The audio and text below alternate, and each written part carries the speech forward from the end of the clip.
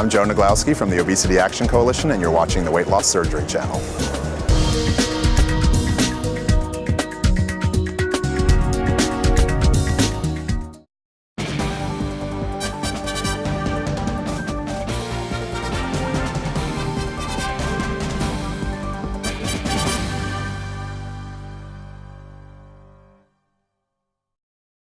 Welcome to Weight Loss Surgery News. I'm your host, Leslie Thompson, and thank you for joining us today.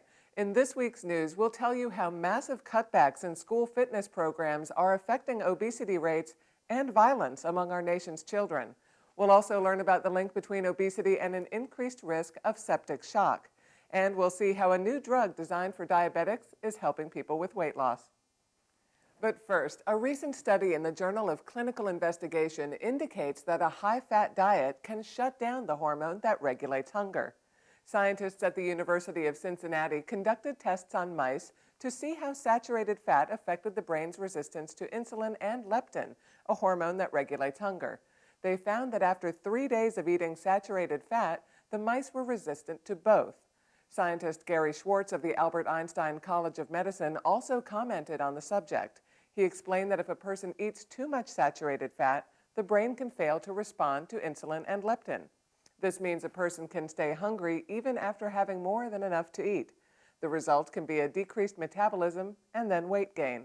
The solution, according to researchers, is to lay off saturated fat and eat healthier foods. A new report reveals that schools nationwide will suffer $2 billion in cuts on sports and physical education programs in 2009 and 2010. The cuts may prompt a rise in both obesity and violent behavior among students. The report was compiled by a group called Up to Us, a nonprofit coalition of more than 150 coaches, researchers, and nonprofit leaders.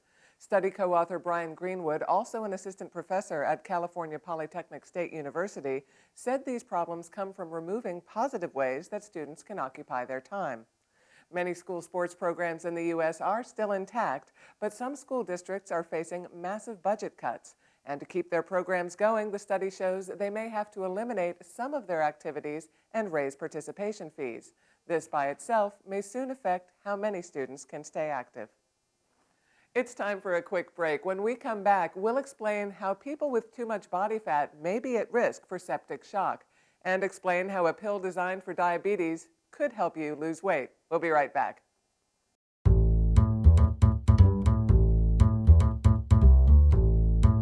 I'm Chef Dave, and I haven't always been the handsome, suave, debonair guy you see right now.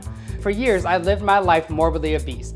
My mission with Eating Right Every Bite is to help others begin to enjoy their meals and their lives more fully. Every recipe you'll see on Eating Right Every Bite, they're designed for people who have had weight loss surgery.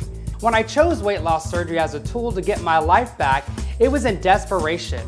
At my heaviest adult weight, I was about 410 pounds. Being a chef, I began to invent new and better recipes and prep techniques so getting protein wouldn't be a chore. You can truly enjoy delicious food while remaining committed to a healthy diet. My mission with Eating Right Every Bite is to help others begin to enjoy their meals and their lives more fully.